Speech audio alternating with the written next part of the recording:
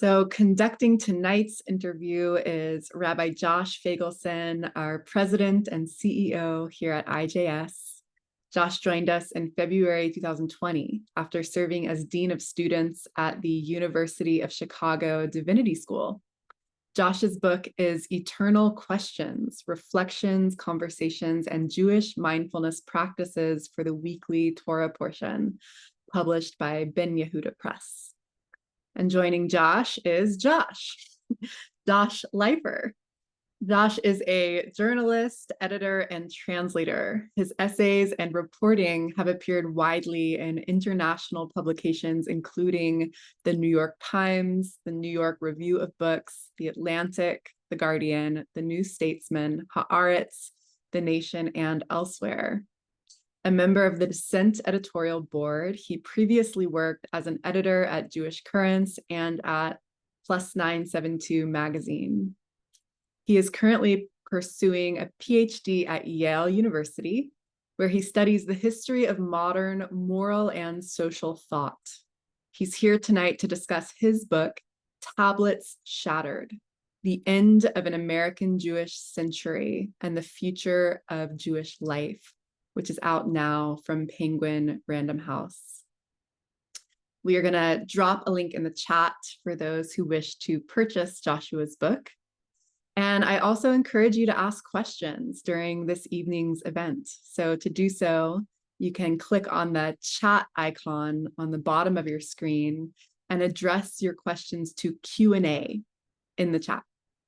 And without any further ado, I'll hand it over to Josh and Josh.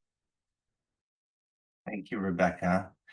The reunion of the Joshes. This is really exciting, Josh Leifer, to have you here to share with our audience what the two of us know. I had the privilege of being one of the teachers on the Bronfman Youth Fellows program 13 years ago when Josh Leifer was one of the fellows, and so we first got to know each other there. So it's really delightful.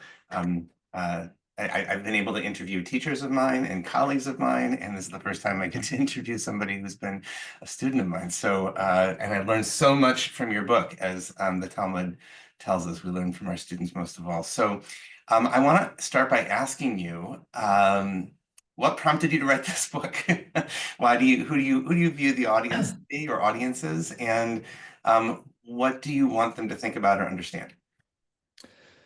It's funny. In some ways, that's the hardest question to answer, because the origin story of the book isn't the most romantic. And what I mean by that is that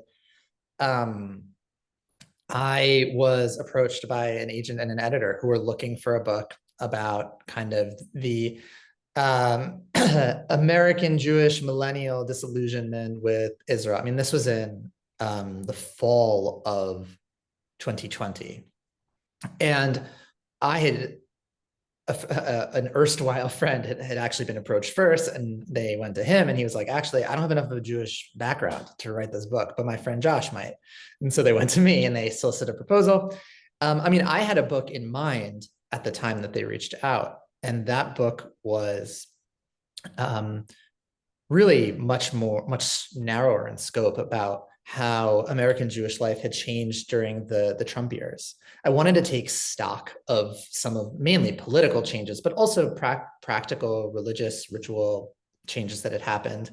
And I sent the first proposal in, and they were like, this is very nice, but also it's like, there's too much politics here. Can you make it more, can you give us a journey? Can you give us character? Can you give us spiritual, existential stakes? And I went back and wrote a new proposal that I sent in around Purim of 2021. Didn't hear very much back from them. And then, unfortunately, I mean, the war of May 2021 in some ways prompted the publisher to want the book and gave the book a sense of urgency. I mean, we can get into this, but like in some ways, the book's whole publication, whole life has been bookended by, on the one hand, what happened in May 2021 in Israel-Palestine, and then also the manuscript was due to be sent in the week before October 7th, which then led to substantial revising. But, you know, we can get into that more. Right. Well, I'm curious about, I think that as I read it, I think one of the really great contributions of this book is that I think it can help a lot of older Jews to understand what's motivating many younger Jews today. And it sounds like that actually is probably what your publishers were interested in too. Yes. You and I are only, I think, 18 years apart in age, if I did the math right. But I think I'm closer to how you describe your parents than your peers, probably. And I appreciated so much the way that you narrated the events of the 2000s, the 2010s, not only in Israel, Palestine, but in the US, like as shaping this worldview of many younger Jews today. And I'd love to give you a chance to kind of lay that out for us. That's kind of the first couple of chapters of the book, I think, is Oslo, Rabin, 9/11, Iraq, Obama, Occupy, Israel's wars in Gaza, the dominance of Bibi Netanyahu through all of that. So maybe can you just paint the picture? Because I just Yeah. want it to be so helpful and illuminating for a lot of people. For myself, Of course. I think for a lot of Yeah, us. I mean, what you said was exactly how, as I began to work on the writing, was exactly how I began to conceive of the book. In some sense, I wanted it to be almost an offering to a kind of intergenerational dialogue. I mean, we all write with an audience in our heads, and in some ways, my audience was my parents and their close group of friends who kind of straddled the conservative, conservadox, modern Orthodox line and are kind of Democrats, but also really concerned about Israel and don't understand the kind of younger generation's approach. And so that was, I would often check in with myself about whether I was actually managing to speak to that audience or not. And that was also part of the challenge of writing the book. But yeah, it's funny that you mentioned the age difference between us, because I actually, it's the really big like Gen X millennial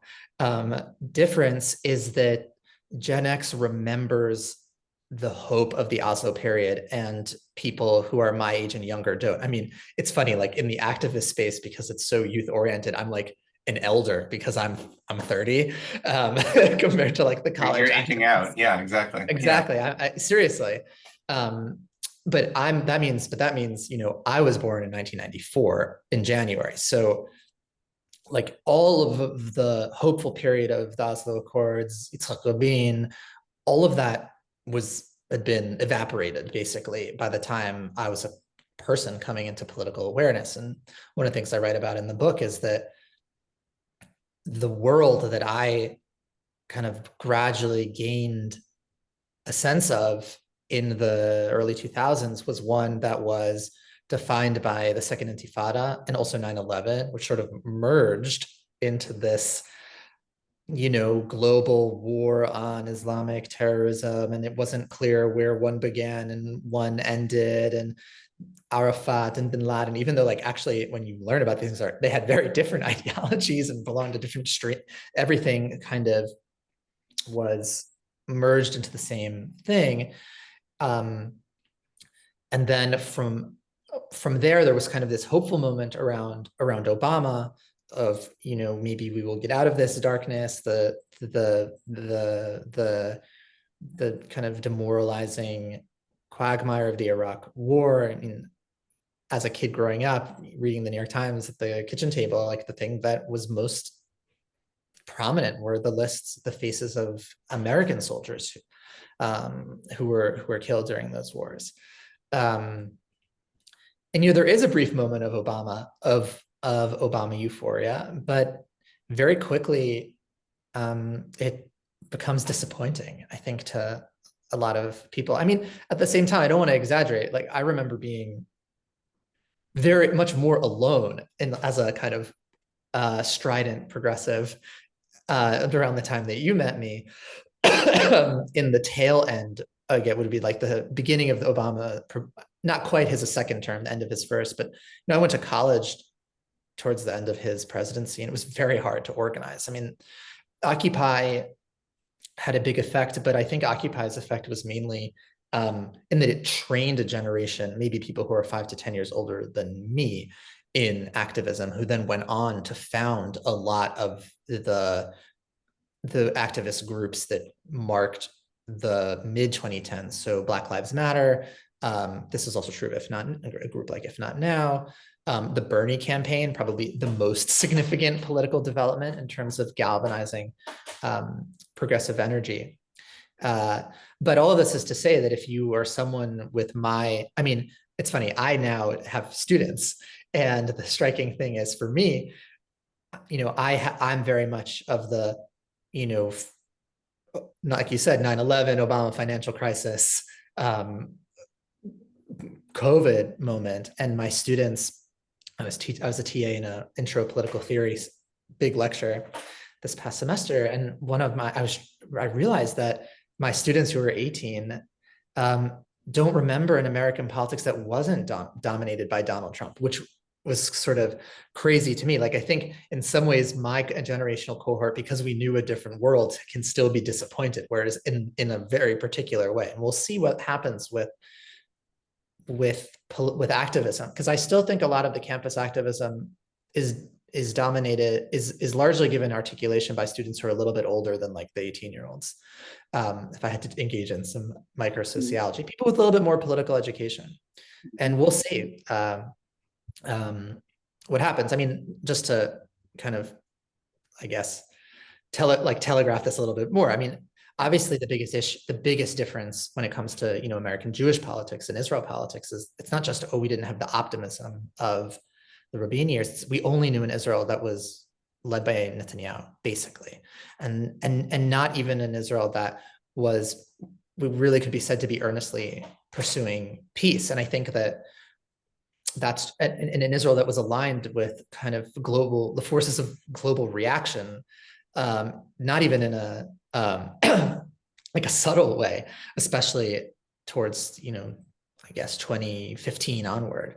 So it's just a very, very different, I think, this is something I get in the book, like the idealism, the ideal of Israel that I think people who are older than us grew up with wasn't really accessible. Even if you grew up like someone like me with a very strong kind of pro-Israel education, it wasn't really matched for reality, I guess. Yeah.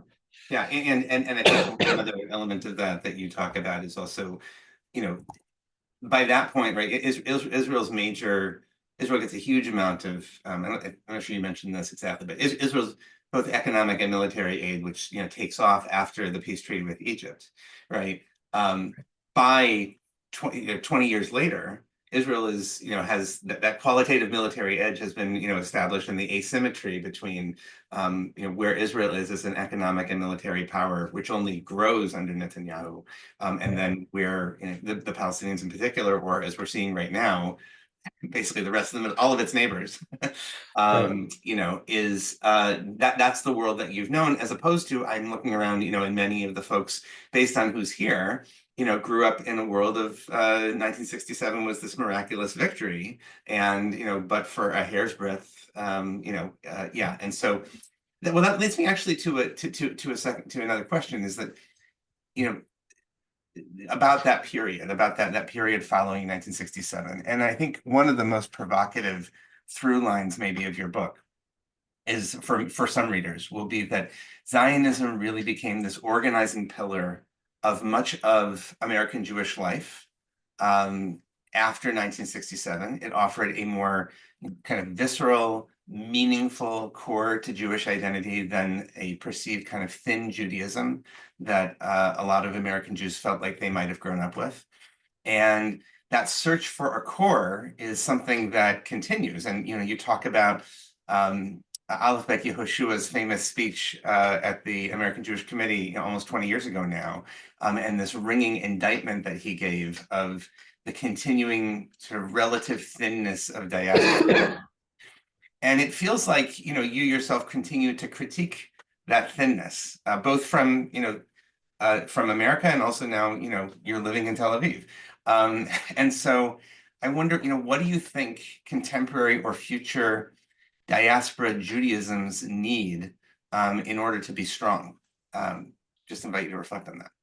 Yeah, that's a great question. I mean, I can't take credit for the insight about the role of Zionism. I mean, what struck me is there's a quote towards the end of Irving Howe, the great socialist literary critic's famous book, World of Our Fathers, where I'm going to paraphrase because I still haven't committed it to memory, but he says something along the lines of that Israel and Zionism enabled American Jews to postpone the inner reconsideration of their Jewishness, which the American condition required. And basically, he's writing this in the 70s, but it's really coming out of the 50s and 60s moment where American Judaism has become institutionalized, denominationalized, the suburban synagogues, the norm.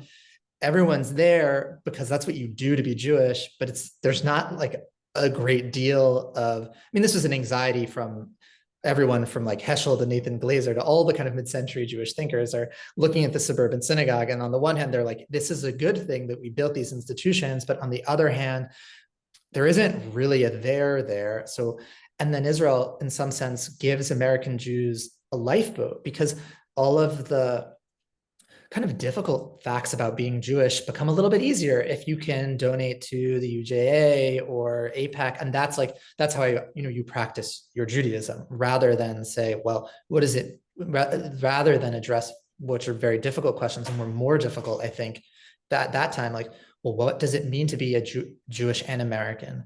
If I keep Shabbat and I can't do this thing, whether it's work or social or Little League or whatever, like what's my place in this society? Those questions basically were able to be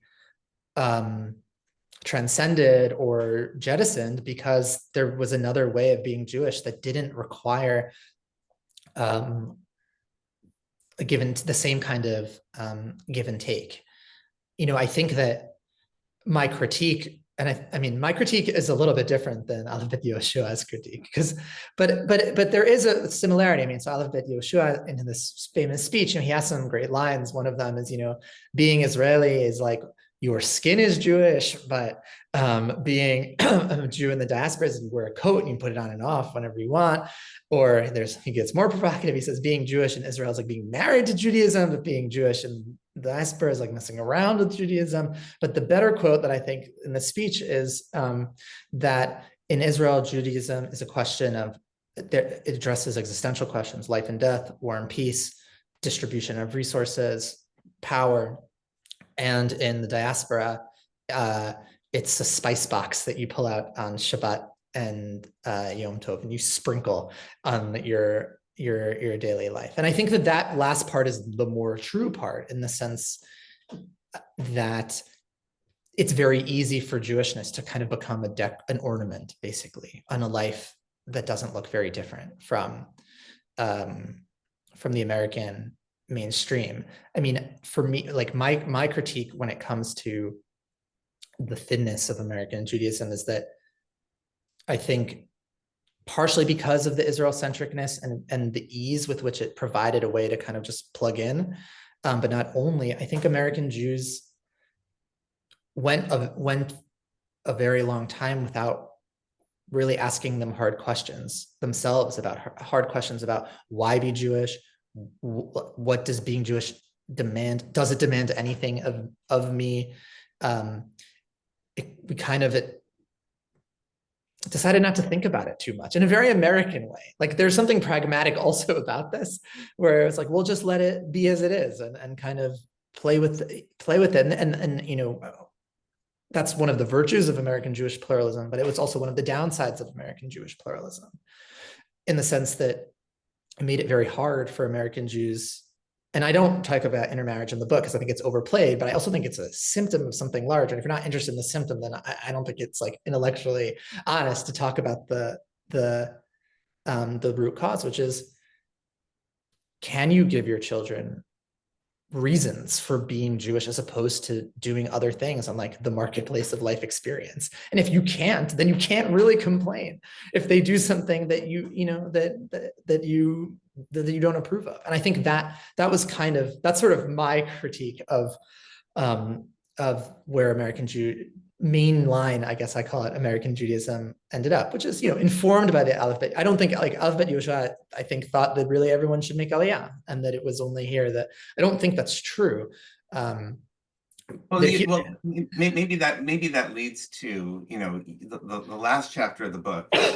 I mean, I want to just recommend to everybody, like no matter where you are, I think you'll be challenged by this book. I think that's a fair statement.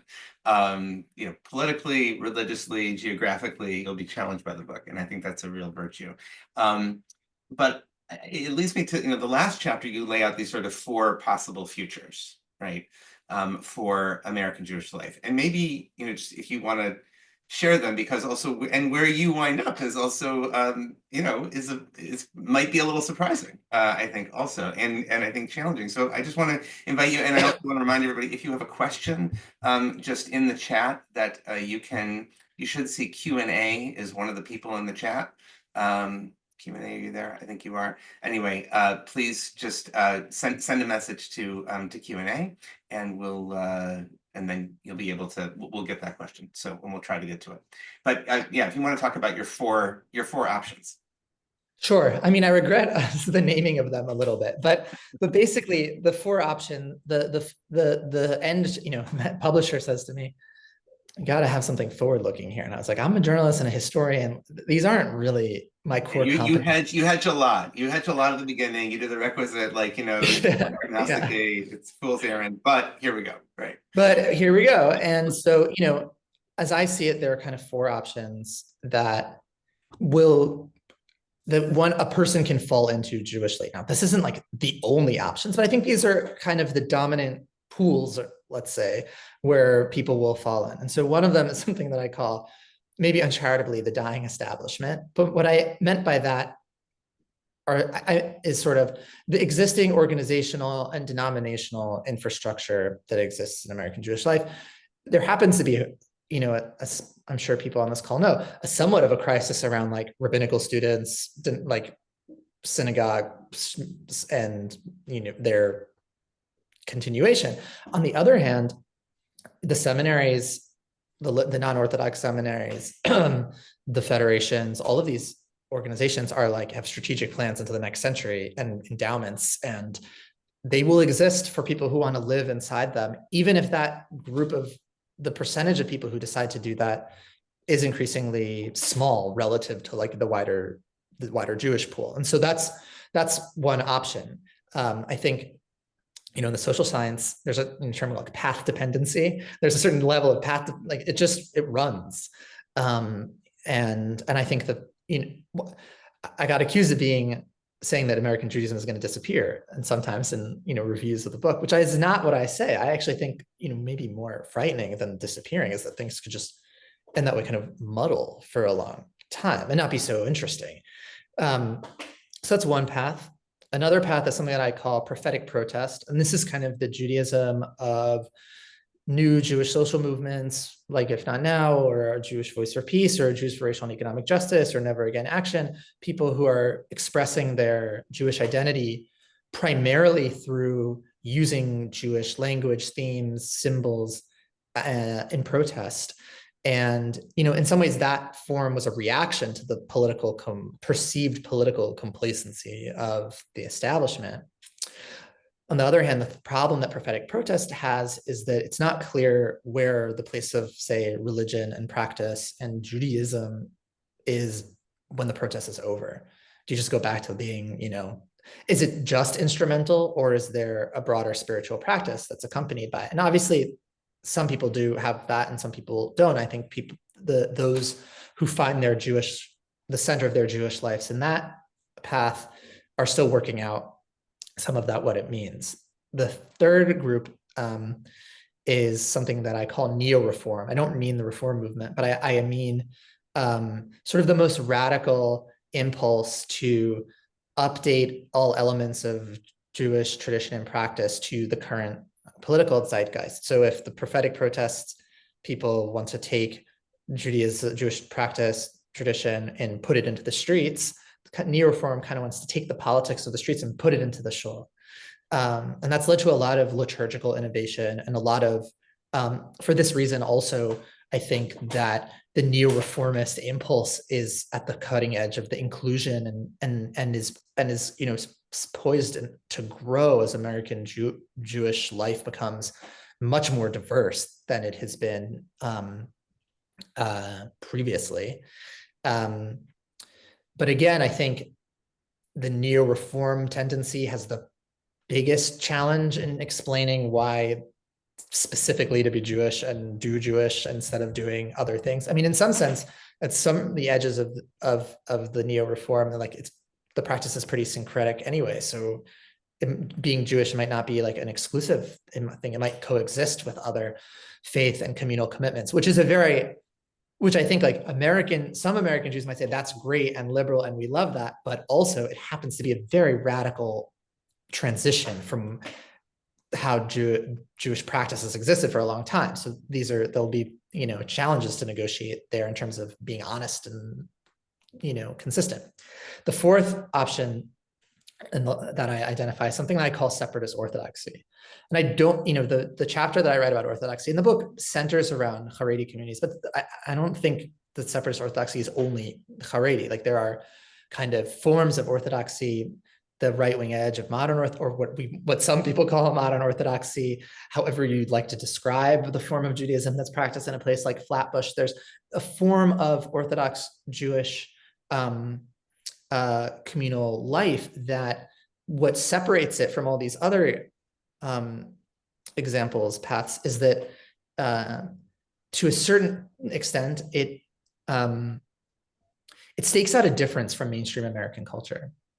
And separatist orthodoxy is probably only part of the Jewish world where people would bristle at the idea that American values and Jewish values are synonymous, maybe with the exception of like the more radical fringe of the prophetic protests side of people who are like, no, America is, an oppressive settler colonial imperialist country. And so American values are opposed to the Jewish values of defense of the marginalized. But with those, that aside, it's really to the extent that there is a community or sets of communities that are operating according to a very different axiom than how mainstream American Jewish life is, it's in the Orthodox world. And I think, and in particular, you were pointing to, if you care about collectivism, if you have some socialist sensibilities, maybe about how, or social solidarity sensibilities, let's say, about how community should function, right? You point out, your brother-in-law taking you around Lakewood, and how, people leave their keys in their car because somebody need to move your car in order to, to park at the Beit Midrash, or the Beis Medrash, or how kids on Shabbat afternoon will run in and out of each other's houses, and it'll be complete strangers, and the parents will offer them something to eat, etc. And so there's and the level of social welfare care that the community provides to its members is something that most of us living, in the Jewish communities that we live in would be very surprised at, and is a real challenge to the consumerist values that we actually, most of us still live by, whatever we might espouse. Right. I mean, part of the part of the book has frustrated people who are strongly identified as liberals, because what I found as I traversed the American Jewish landscape was, it happened to be in the Orthodox world where the values of social solidarity, a lot of the values that, I think as a progressive, as a leftist, even I had thought about in theory, were being in some sense implemented, even if, there are, we all know the familiar critiques of communities of this kind. But I wanted to write a different kind of chapter than the way that, Orthodox life is usually portrayed in the mainstream press, which is like scandal, education, the New York Times thing. But yeah, I mean, I think that, the way that I analyze this in the book is that non-Orthodox Jewish life operates around its texture has sort of three main characteristics, you could say. One is that it's individualist rather than a communalist. So, for a lot of American Jews, the question of how do I be Jewish? It's an individual question. It's what feels good to me? What do I find meaningful? Rather than, where are my people? What is my community? What are we doing? That sort of thing. The second part of that is that it's voluntarist. It's oriented around choice rather than around a mitzvah or obligation generally. So, I choose to do this or I choose not to do that. I opt in. I can opt out if I don't like something, rather than a more traditional concept of engaging with Jewish practice, which is these are the mitzvot, this is what I'm commanded to. And these aren't just like, and those aren't just commandments about like doing ritual, it's also obligations to people. And it's from the obligations to people that some of the impressive forms of kind of social welfare and social support exist. I mean, and then the third is the most challenging, I think, for those of us who identify in some senses progressives, which is American, non-Orthodox American Judaism is pluralist, obviously, but in some ways it is almost even relativist, where it's very, most of us, I think, would find it really hard to tell someone, like, I think the way you practice Judaism is wrong and you should practice it this way. And like, there's a downside to that for sure. I'm not advocating that everyone should be dictating, like saying there's a right way and there's a wrong way. But if you can't identify boundaries around right and wrong, then it's very hard to sustain community, because it becomes a kind of porous, anything goes. It's also very hard to perpetuate communities over time, because again, you can't explain to someone in the next generation why it's important to do this, as opposed. This is the part of the conversation we use as a pull quote and send to David Brooks or commentary. This is your commentary article right here. Commentary didn't like to Gil Troy. Gil Troy got tripped up. He reviewed the book for commentary. He got tripped up on the Israel politics, and it threw him a little bit. From but right. I mean, like, as I said before, I mean, this is a place where I think just you're well, it takes me to something I wanted to comment on, was like one of the things that I really marveled at in your book is you have a tremendous amount of resilience, and I think and a sense of purpose and character. And I mean, I've known that about you for a long time, but it really comes through in the book. And on the one hand, I'll editorialize and also say, and that's that can come at tremendous personal risk, right? I mean, because it could lead to a pretty lonely existence sometimes. And you criticize your fellows on the left in several spots. We've heard you criticize mainstream Jewish institutions, but what I find really remarkable is that you don't give up on anybody. And there's actually a passage I actually want to invite you to read it. Here's the book, which is on page 328. If you got it there, you probably got the PDF in front of you. I do.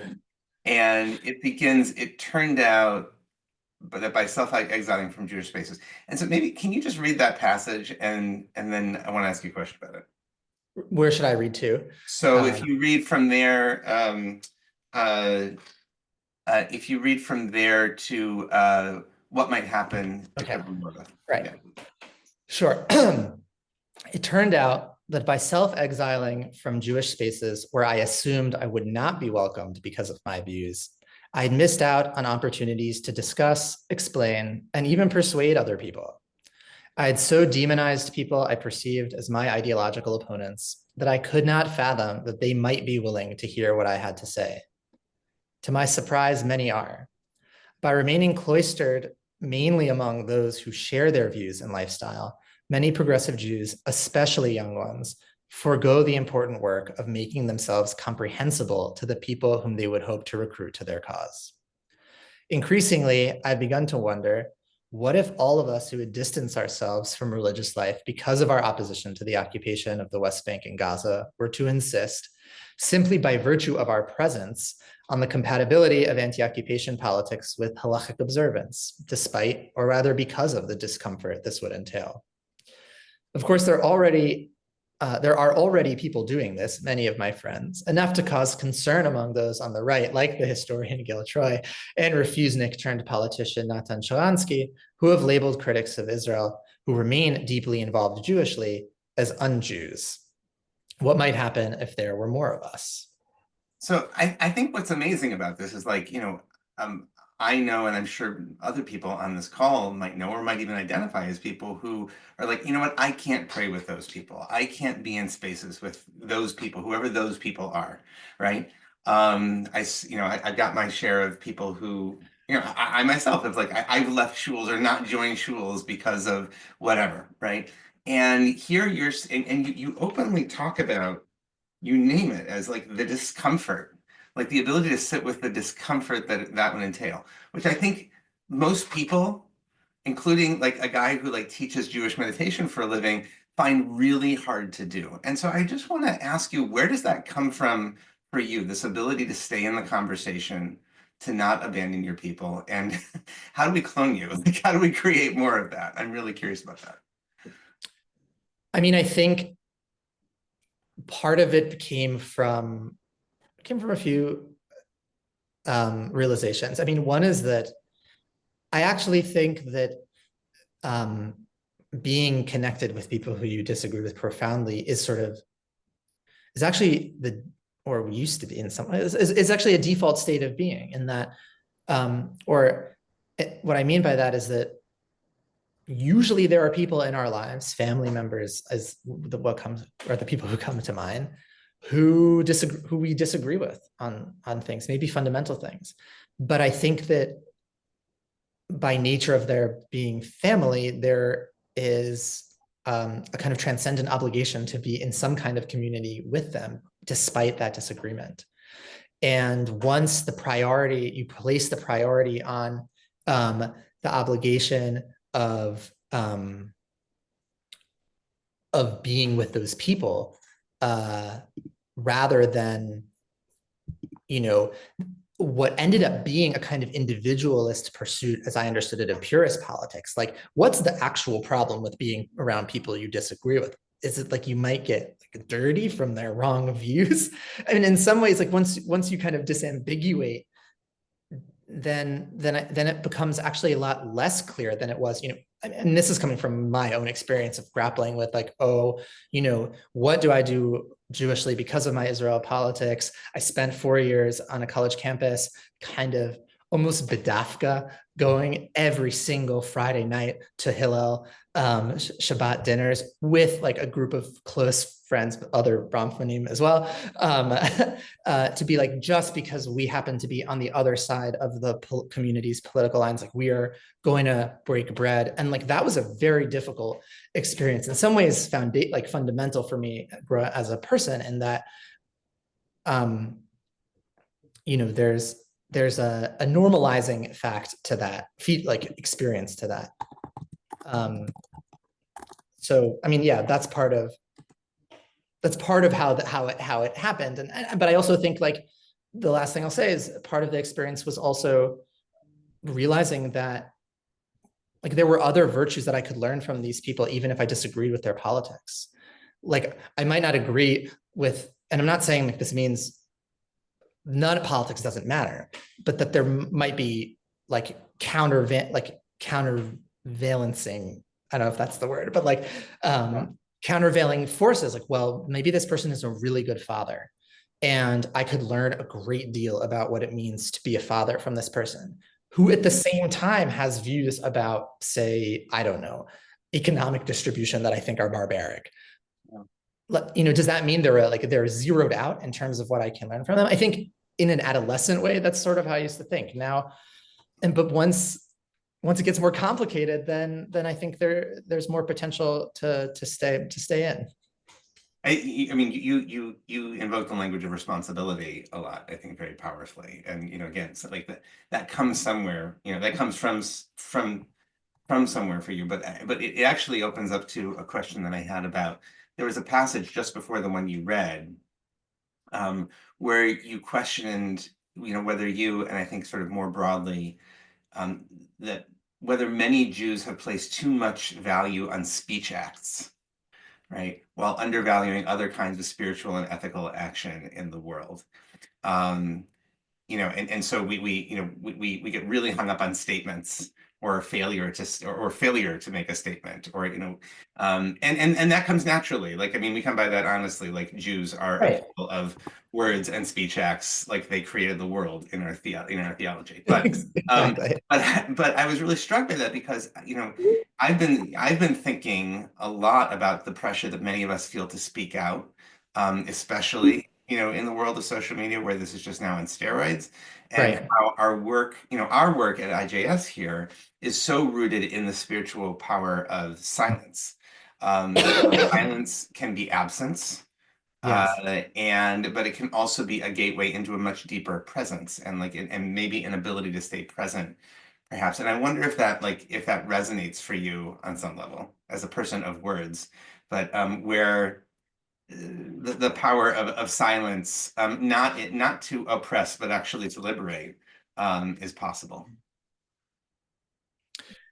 Yeah, that's a great question. I mean, I think, I think, like you said, it's very hard to separate the focus on speech acts from kind of the social mediatized surveilled world. And, part of my thinking about distancing ourselves from that model was that it didn't seem like it was actually achieving what we thought it was going to achieve. In other words, like the proliferation of words and outrage and tweets and angst, if the world could be changed just by the sheer volume of those things, we would have changed it, but it hasn't. And so, I mean, especially over the course of the last year, this is something I've really grappled with, because I'm a journalist and a commentator, I guess, on world affairs. And I write about Israel-Palestine, and what's been happening has been horrific, so horrific that I've actually found myself at a loss for words. But it's really hard to be in the position of at a loss for words, because silence is, interpreted as complicity. And I don't think that I'm any less complicit by tweeting than I am by not tweeting in what's happening. But so a lot of the year has actually been for me like grappling with this, like with this question of where is the value in speech? Like maybe there is actually something also important in sitting and feeling like, one, like you said, feeling that discomfort, but also not in the sense of like a masochistic way, but also like maybe it could be generative in some ways to like think better about this or learn something. Actually, I mean, it's funny. I haven't written very much over the last year. I wrote one piece that was a kind of fundamentally different experience for me, in that I got commissioned to write an article about Hamas over the winter. I ended up getting published. It's a long article in The Guardian.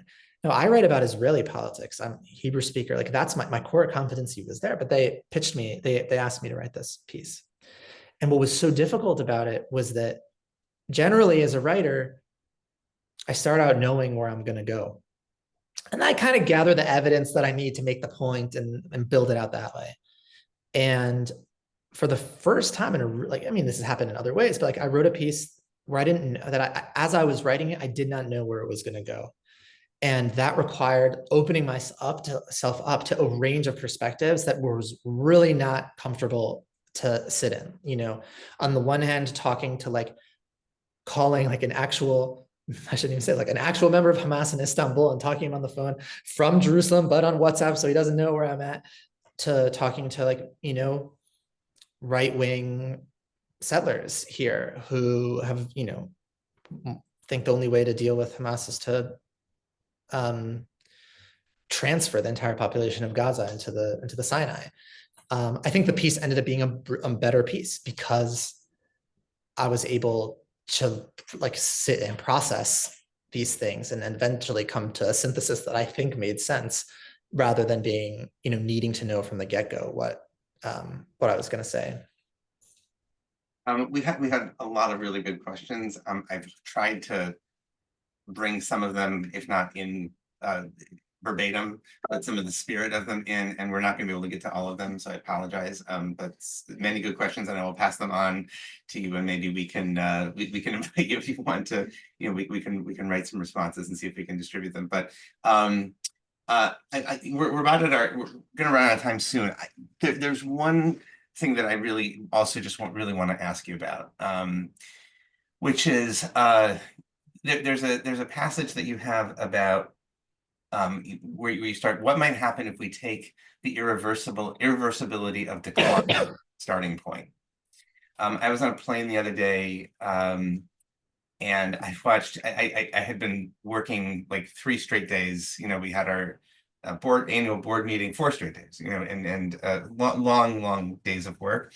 And I just needed to like I needed to decompress. And so I put on a favorite movie from childhood. They had Superman, Christopher Reeve, 1978 or whatever. And I put it on, and it was like this total throwback to a time when, okay, we can solve all the problems. I mean, it might take, a superhero coming from, outer space, but we're going to be able to solve the problems, right? And you're starting at a fundamentally different, and it's interesting, 1978, like just to choose that year, right? I mean, like we're talking, everything, it did seem possible, Sadat and Begin and the White House law and everything. Okay. Right. So, but what might happen if we take the irreversibility of decline as a starting point? I think this is such an important point. I think many of us, especially in America, want to believe that everything is fixable, especially with enough money, especially people of my generation and older, right? But what if these things aren't? What if they're not fixable? That's such a huge shift in orientation for many of us. It can lead to despair, right? It can lead to denial. No, of course we can solve it, right? And that can be whether we're talking about Israel, Palestine, or we're talking about climate change, right? And many other things. And I think this is a real place where, I don't want to make you a spokesperson for your generation, but you've already kind of claimed that mantle with this book. So I would just like to hear you kind of elaborate on that. What is adopting that posture of, you're playing with it, but I think you're doing more than playing with it. What does that do for you personally, politically, spiritually?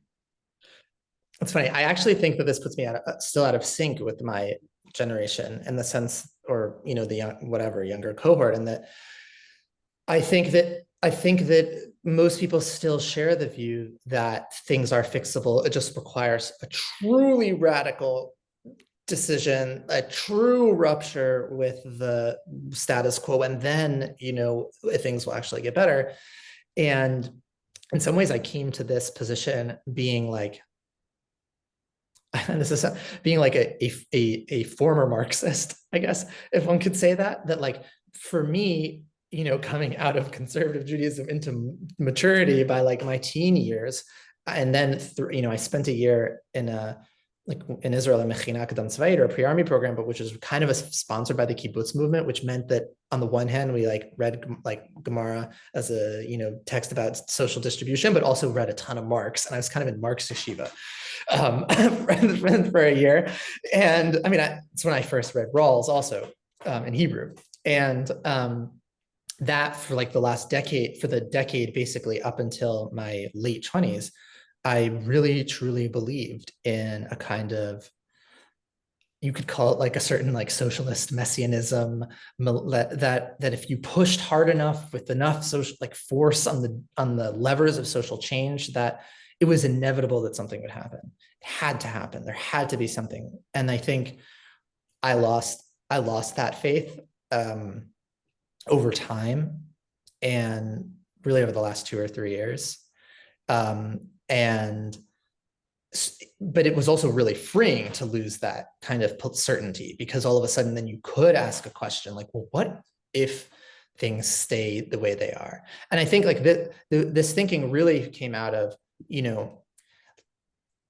becoming a young adult in the Trump years, but also having known enough about life before them, and also social media and all of our hyper crazy world, to want to go back. And in some sense, I remember this happening during the pandemic at a certain point. I turned to a friend, my roommate at the time, and I was like, the only way we're going to get through this is by recognizing that we're never going back to the before.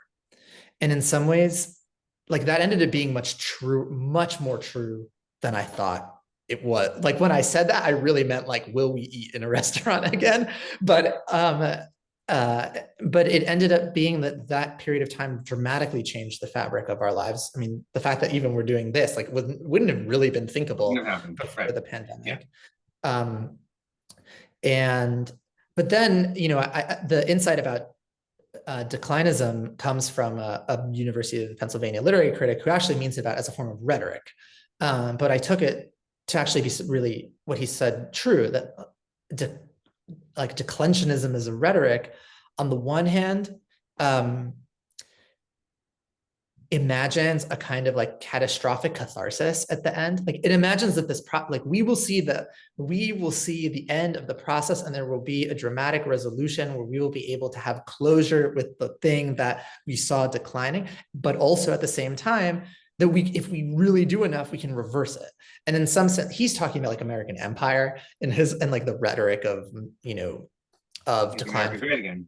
Exactly, right. A great example of like this in American political life.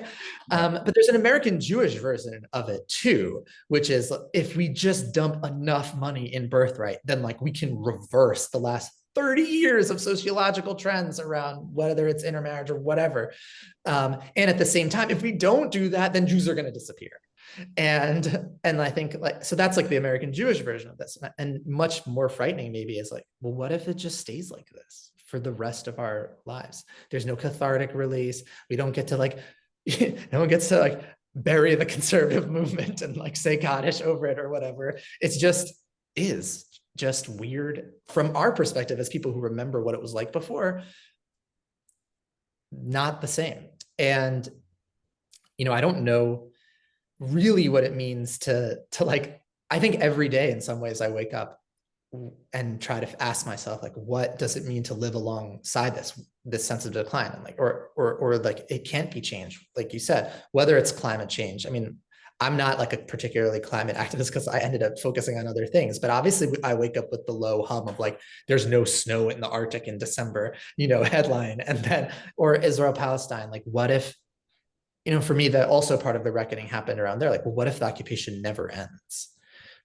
It could go on forever, maybe. I think this I feel less now than I did before. Like there's been the Middle East has developed a certain plasticity that it didn't have in like 2019, for better and for worse. And America also, we're never going to go back to the pre-pandemic life of, whatever it was for us before, or before Trump, or before social media dominated everything. And it also, the last thing I'll say is like, now that I'm talking this out with you, it also is like, is a way of developing empathy for the people who want to make things great again. Like I might disagree profoundly with their politics and find, the positions, repugnant, but I can understand why someone would be like, this is bad. I want to go back to that time when it was better. But what if we can't? I don't know. It's a really hard, I guess that's where you have like, mindfulness to kind of. Yeah, right. I mean, trying to be present with what is, so that'll be our next conversation. We're at our time.